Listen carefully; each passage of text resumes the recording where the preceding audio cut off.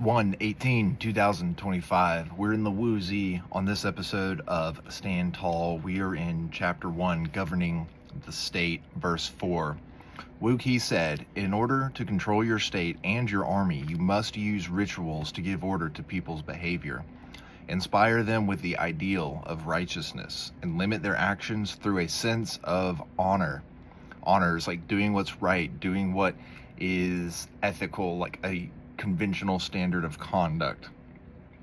When a man has a sense of honor, he can both fight and battle and control himself in private. So he can handle his emotions. He can control his emotions. When he's at home, he can control his emotions because he has an adherence to the sense of what is right.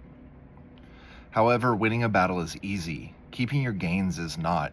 Right? You can day trade in the stock market. You can go out and win a game, but keeping that honor, keeping those gains, what did you get from it? What did you get from it, right? That's not easy. The respect that you get for winning the Super Bowl, it goes away next season. You know what I mean?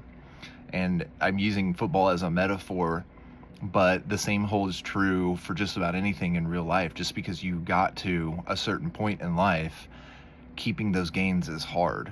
People get that dopamine hit from you by being on your team in the moment, but they're they go with the wind, right? They go with the crowd. Therefore, consider a state that defeats its enemies in 5 battles invites trouble. A state that does so in 4 battles wears itself out. A state that defeats its enemies after 3 battles holds its own. A state that defeats its enemies after 2 battles asserts its claim to an empire, while the state that seizes total victory in a single battle creates an empire. There are few examples of a single state managing to defeat all of its enemies after many battles and still forging an empire. Most states will be destroyed in the attempt.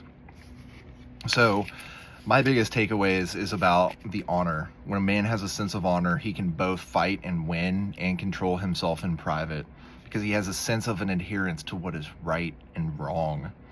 All right. I'm not really too sure about the difference in like 5 battles, 4 battles, all the way up to 1. I do think what that means, though, is the more you strategize and the more capable you are of winning more quickly, the more likely you are, right, to have that honor, to follow those rituals, to be inspired with the ideal of righteousness, to do what is right. And with that comes the victory we are seeking in our lives.